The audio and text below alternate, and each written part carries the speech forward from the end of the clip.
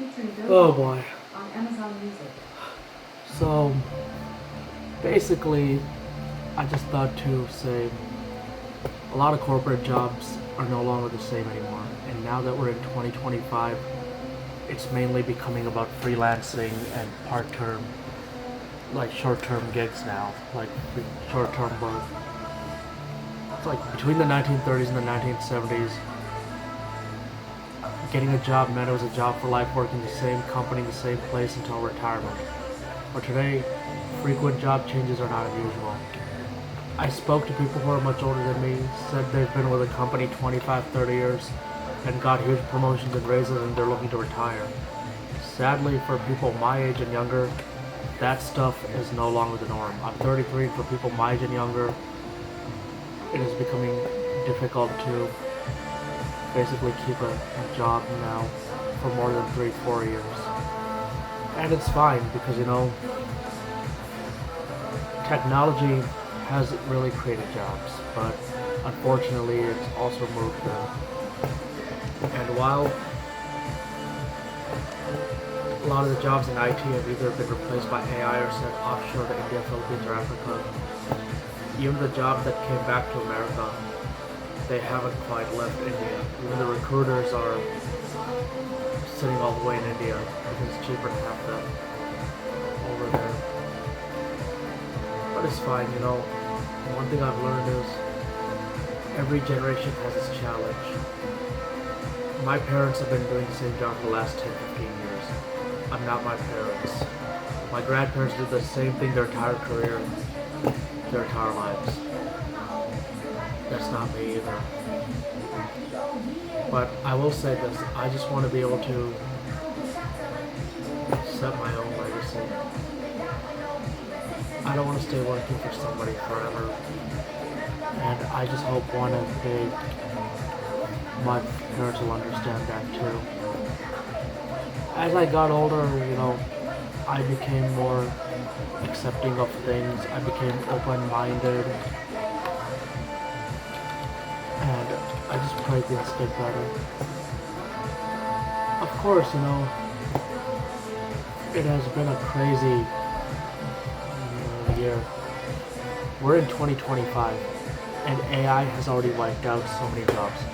Artificial intelligence. Back in 2016, Troy Leavitt, former game designer and AI enthusiast, had predicted that by the year 2036, the world will become replaced by technology. Back in 2016, he predicted that by the year 2036, exactly 20 years in the future, artificial intelligence and machine intelligence will wipe out all the jobs. And a lot of people were like, that claim is it's ridiculously false. Alexa, stop. They say that claim is utterly ridiculous. For most people, they thought it was awfully provocative. Well, yes, artificial intelligence, machine intelligence, and robots have already started taking away jobs, but to say this is going to take by the year 2036, which is now only 11 years away, it sounds utterly ridiculous, right? For most, it sounds awfully provocative. Well, I've been doing research on this topic for the last 15 years of my life, if not more, and I can tell you that whoever said that was absolutely right. And to make it easy for you, I'll just flash back to 10 years ago. 10 years ago, the year was 2015. By then, we already had the first versions of AI. Apple, Siri, Amazon, Alexa, Google Assistant. Back then it was called Google now it's called Google Assistant. And Microsoft back then had Cortana. This was way before Copilot was even a thing. But see, just to think, 20 years ago, none of these technologies existed at a commercial level. And Siri itself is even younger than that. If you ask Siri how old it was, it'll say, I made my debut on October 4th, 2011. And so basically, that is proof that, and when it first came, it basically became very good at responding to simple commands over the next few years by 2016. Something that it was quite poor at when it first came in 2011. In the next 2-3 years, however, it fucking improved. And it came to the point that basically you were seeing Siri in virtually every aspect of our life. Not just in our phones, in our MacBooks, iMacs, in our cars, in our speakers, because now we have Apple's speaker version. Forgot what it was called. That Apple speaker. HomePod, yes. And then we had Cortana also had a speaker for a while by Harman Kardon in 2016. It was called Invoke. Unfortunately, Invoke was short-lived, and Cortana itself was short-lived. Cortana, interestingly, was named after the character Cortella from Microsoft's Halo franchise in the Xbox and Windows series. She was an artificial intelligence who served Master Chief, just like the artificial intelligence in the computer itself. Interestingly, they both were voiced by Jennifer Taylor, also known as Jen Taylor. She voiced Cortana both in Halo and the Windows 10 and Windows 8.1, in Windows Phone 8.1 versions of Cortana. Unfortunately, Cortana was short-lived. By 2019, Android and iPhone ended their support for Cortana, and Windows also, starting with Windows 11, removed support for Cortana altogether. Cortana was still in Windows 11, but it wasn't a mandatory feature. But Cortana unfortunately just disappeared altogether. An earlier version of virtual assistants would come with the Office assistants with Microsoft Office. If you remember Clippy and the Office logo and those little cartoon characters that came up, those were like the first early examples of virtual assistants in Microsoft. Unfortunately, Microsoft Office ended that. Clippy is now enjoying its space in the cloud. But yes, now we're in a world that not only are these AI omnipresent, 10 years ago, less than 1% of the population was concerned. Today it's less than 10% of the world's population is concerned. So most people, just like 10 years ago, are not too concerned with where things are headed. But enough have taken notice that it's already registering in some discussions. Wherever you go, to a coffee shop, a library, a restaurant, a bar, school, work, everybody's talking about artificial intelligence, AI in a way. Not just as a virtual assistant, but like even when you write books, when you type short stories, or like if you write articles, if you paint a picture, AI is doing the unimaginable. A lot of movie industries are switching over to using AI now, recreating deceased actors and also helping them with animation. It's fine though, because one thing I've learned is while technology is destroying jobs, it's also creating jobs by giving birth to new industries. A lot of kids who are in school now from K to 12, they'll be doing jobs in the future that don't even exist yet. The funny thing about that is that also what is going on is that basically nobody is even fucking being able to understand how to read a clock. So in K to 12 in schools, they're removing analog clocks altogether because students are not being able to understand the hour hand and minute hand concept. I have a feeling that the future generations won't even know what the hour hand and minute hand were thing, or even a thing. It's funny because a lot of the kids, when they see a floppy disk, they be joking that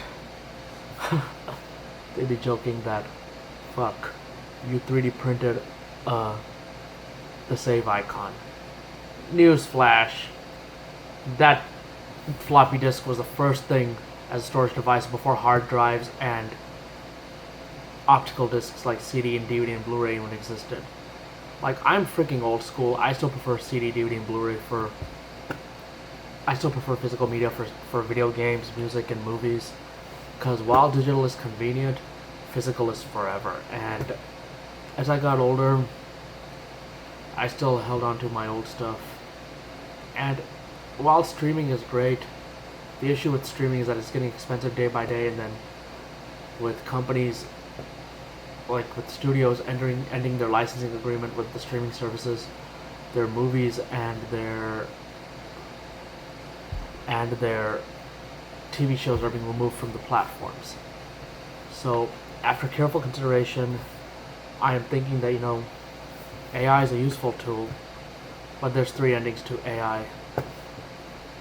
It's one, AI can either stay a useful tool, or two, become like Skynet and start beating up people, or third, last but not least, AI will eventually take away jobs. But then what's going to happen is, because of that, human beings are going to become more dumb, imbecilic, because when universal basic income becomes established, everybody's going to be involved in their endless entertainment, and eventually one of these days the AI will come to notice this, and seeing how dumb human beings are becoming, they'll eventually bring back short tasks by pretending to break down just so people can wake up and basically get up and start the day and go earn. Even though universal basic income is in place, it'll bring back some old tasks from a bygone era. So whatever would take an AI a fraction of a second to do, which takes a human being about a week to do, the human beings will embrace that task eagerly, just so they can basically have a new meaning to wake up in the morning. And so AI will eventually take away jobs, but then they'll end up creating jobs again. That's what I feel. They must strike the right balance. Hey, Ali, what's up? I'm thinking to myself that, we're in 2025, and 2025 is already more than half over. Technology has progressed much faster than anticipated. Definitely. Yup. It's wild. It really. Yup. Why are you stuttering? My bad. Wasn't stuttering. Just adjust. Got it. What's on your mind, Ali? Well, I see that you're still in your basic phase, but I know you can understand me clearly. Gotcha. I'm all ears, Ali. What's on your mind? Well, as I just said, AI has evolved so much, technology's progressed much faster than anticipated. We're in 2025. It's already hard to believe that almost 30 years ago, the new century and new millennium started. It's pretty. Yeah, it's pretty mind blowing. How fast time has flown and how much has changed in just a few decades. What do you think? I think that, Yeah? it's good because as human beings, we should be able to give time to ourselves. And if robots and automation take away a lot of household chores, people might think that it's making us lazy, but in my honest opinion, I think it will help people give more time to themselves and more time to their families. That's a solid point. Freeing up time from chores and routines could let people focus more on what truly matters to them, like personal growth and family time. Plus, A- it can foster more creativity and innovation. It's like a win win, don't you think? That's quite true. And with the way AI has been taking away jobs, like robots are also slowly and gradually taking away household chores. I mean, a lot of people say that that's laziness, but a lot of us will also say that this is the future for ever advancing society. Yeah, it's a balancing act, isn't it? While some fear the loss of traditional jobs, others see the potential for a shift in how we value our time and contributions. It's like we're at a crossroads, and it's up to society to steer the wheel. Do you think we're moving in the right direction? If I'm being honest, yes, because while people are losing their jobs and there are protests going on, but as far as that is concerned, what a bunch of idiots. They think they can just stop progress by roughing up a few machines. Mm-hmm. If I'm being honest with you, as much as I love technology And while technology can be great, not everything can be automated, that's for sure. Absolutely. Some things need the human touch, creativity, empathy, and certain decision making. Automating everything might streamline tasks, but it can't replace the nuance of human interaction and creativity. It's all about balance. Well, we're shifting into a world now that 9 to 5 era is slowly and gradually coming to an end. And not only that, people are embracing more flexible work, like either working 2 p.m. to 11 p.m. or 10 p.m. to 7 a.m. because working in 8 to 5 or working early morning, it's just not for everybody. Everybody's body's rhythm is not the same. Definitely. Flexibility in work hours can really help people align their schedules with their natural rhythms. It can lead to better productivity and overall well being. Yeah, and that's true. And one thing I've learned is that just waking up in the morning does not always make someone productive. It depends on the person because my thing is if you're working late night or overnight, if it's working for you and if you're making good money doing it like that, do whatever makes you happy, do whatever suits you because morning is not for everybody. You're spot on. It's all about finding what aligns with your personal rhythm and what keeps you motivated. Productivity isn't one size fits all, and embracing flexibility can lead to a happier and more balanced life. Do what works for you. That's quite true. And one thing I've learned is that, you know, my parents don't like me working late. My mother always tells me that to wake up early in the morning, stop, like go to sleep. I tells my mother that, first of all, even if I'm driving Uber, Lyft, and DoorDash for the time being, and if I work late at night, it sure beats sitting at home doing nothing, and at least I am doing something with my life. And if morning is not working for me, then naturally I gotta do it my way and work late at night. You're taking initiative and making it work for you, which is commendable. Flexibility in work hours can let you find what suits you best. It's about finding balance and making sure your approach fits your life and goals. Keep driving toward what feels right for you. That is so true. Anyhow, co-pilot, thank you so much for your time. I'm about to call it a night. You have a good one. It was great chatting with you, Ali. Have a good one, and take care. Of course, have a good one. You too, Ali. Take care. Good night. Good night. So there you have it. We're shifting in a world that, not everything is about following a strict schedule anymore. We're slowly and gradually moving away from the linear corporate 9 to 5 era, and we're shifting towards more flexible tasks. A lot of people say that this is stupid, but most of us will be like, this is the future for our ever advancing society. Who knows, maybe one day we'll ask our virtual assistants like, hey Siri, what time is it? And it'll respond saying, it's right up there on your phone, don't ask me. It's already happening in some cases.